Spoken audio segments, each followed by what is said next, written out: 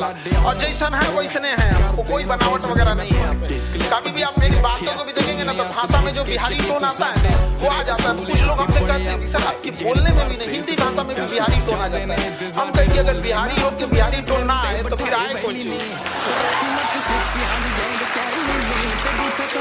अंग्रेज आए, हमें गुलाम बनाए, हमें अंग्रेजी सिखा के चले गए, हम दूसरे को भोजपुरी ना सिखाए तो जन्म ले ले फायदा कुछ।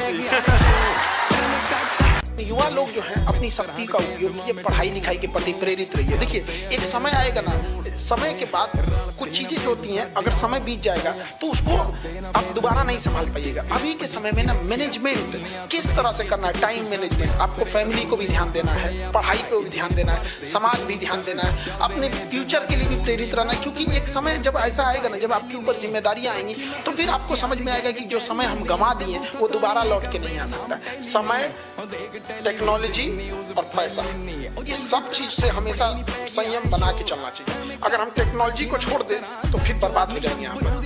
घमंड जो होता है ना, ये घमंड एक पेड़ है, वृक्ष है, लेकिन हर वृक्ष का कोई ना कोई जड़ होता है।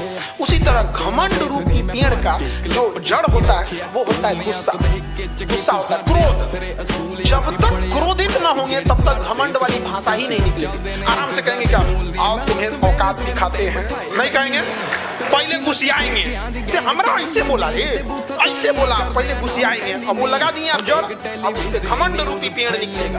तो अगर आप क्रोधित नहीं तो आप कभी भी घमंड नहीं लाएंगे। तो क्रोध को रोकिए, क्रोध को जड़े काट दीजिए। क्रोध नहीं होगा तो घमंड नहीं होगा। अहंकार, रावण अहंकार त्याग रहा था। अरे भैया पेड़वा कई घड़ी काटोगे फिर जड़ रहेगा निकले। ओकरा गुस्से ज्यादा आता था, ओकरा गुस्सा ज्यादा था, लड़ गया हनुमान जी से।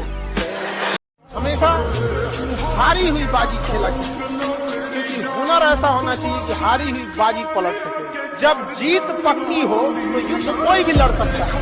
असली वीर तो तब है जब हार पक्की हो फिर भी कर्ण की तरह युद्ध में उतर जाए। हर इंसान नौकरी से पहले यूपीएससी में जाता है, 3 पेज का निबंध लिखता है, दहेज लेना गलत है, ये है, ब्याह के बाद 1 करोड़ दहेज लेता है। नौकरिया हो जाता है 1 करोड़ दहेज लेता है वहाँ पे, बताइए, सबसे ज्यादा वही ले जाता है। तो महिला लोग, आप लोग भी थोड़ा सा अपने आप में और प्रोग्रेस करने की जरूरत है।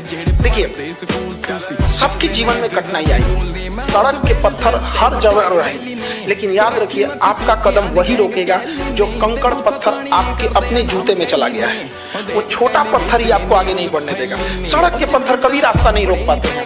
तो सबके सामने समस्याएं आएंगी यहाँ पे, लेकिन पढ़ लिख कर इतना काबिल बनिए, उस मुकाम पे जाइए कि सामने वाले की हैसियत ना हो दहेज मांगने की। बहुत बड़े गलतफहमी में आप जी रहे हैं कि अंग्रेज चले गए। याद रखिएगा 1498 में वास्को डी गामा फीच कर लिया है। अभी ससुराल अंग्रेज के बाद डिजिटली आया है। समझ आ गया कि नहीं आ गया? कोनो एगो पुरस्कार दे देगा महिला को तो बड़ा सुंदरता में ये वो अध्यात्म में भी तो दे सकते हो। हाँ दिया है, दे देंगे ना तो कहेगा पीछे है लोग, पीछे हैं, उसको पीछे घोषित कर देगा। ओकरा दे देगा पुरस्कार, साल भर साबुन तेल बेचवाएगा, साबुन तेल।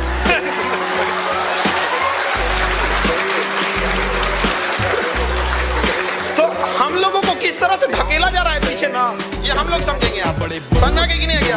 हमें हर हाल में देखिए, अगर देश बचाना है तो शस्त्र उठा लीजिए, और संस्कृति बचानी है तो शास्त्र उठा लीजिए।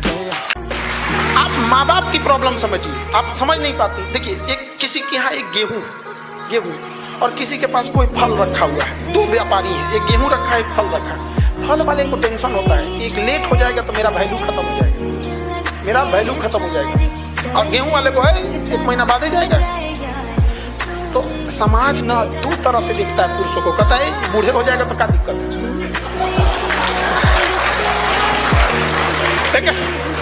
35 साल में बिया हो तो नहीं समझे।